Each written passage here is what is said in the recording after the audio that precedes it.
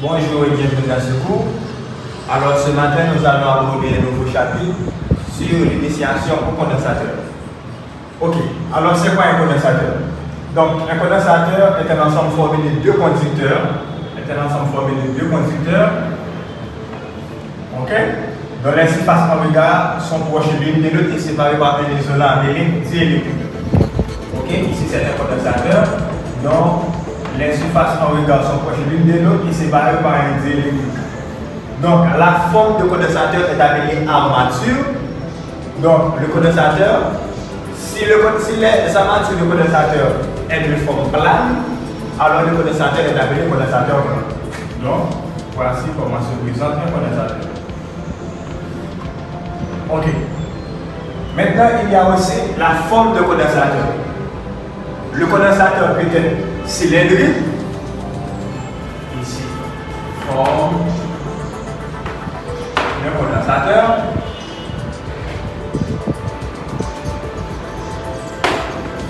Le condensateur peut être cylindrique.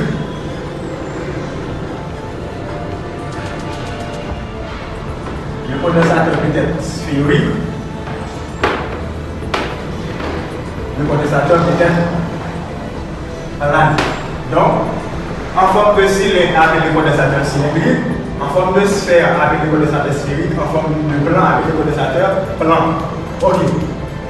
Maintenant, il y a aussi la capacité d'un condensateur. Capacité de condensateur, c'est C. Ok. Il y a aussi la charge de condensateur appelée Q. Il y a aussi la tension ou encore la densité du condensateur. C, c'est la capacité du condensateur.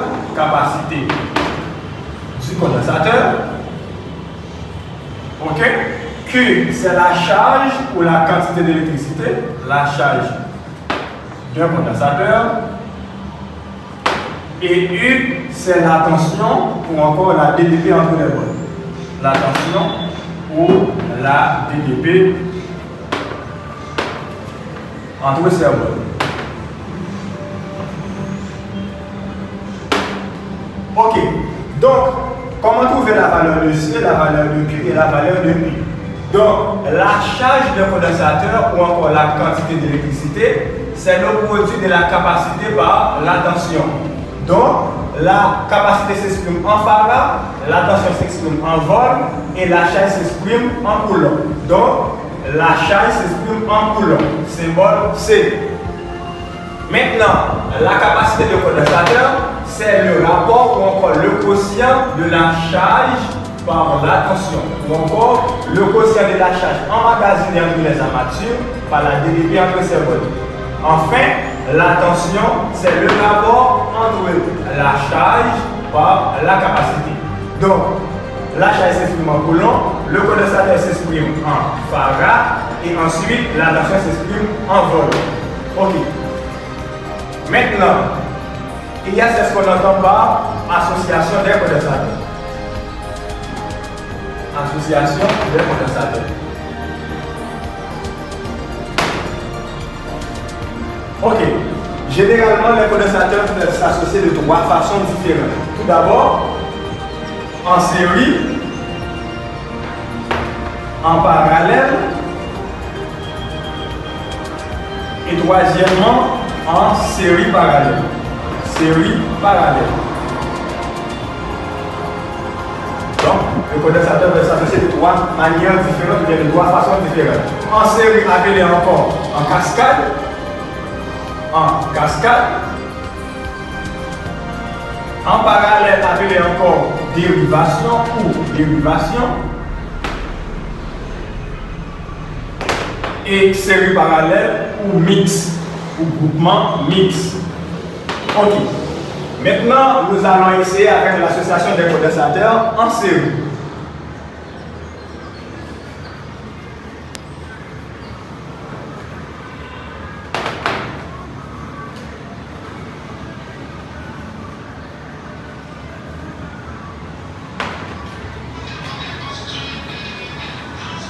Ok. Ici, c'est l'association des condensateurs en série. Alors, les condensateurs sont placés en série lorsqu'ils se situent les uns à la suite des autres de manière à ce que les tensions sont additionnelles et les charges sont les mêmes.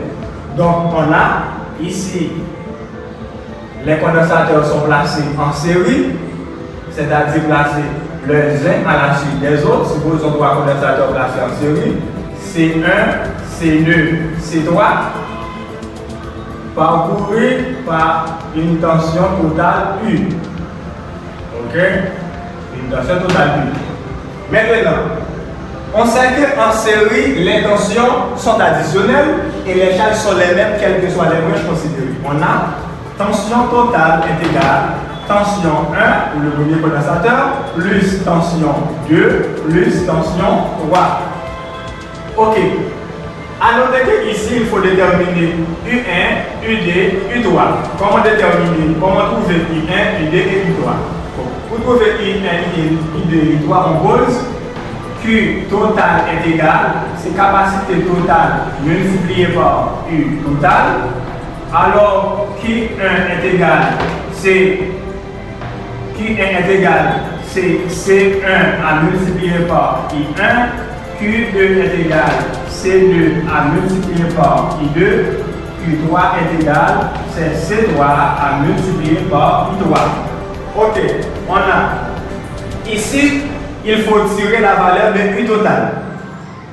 Ce qui entraîne que U total est égal, c'est Q total sur C total.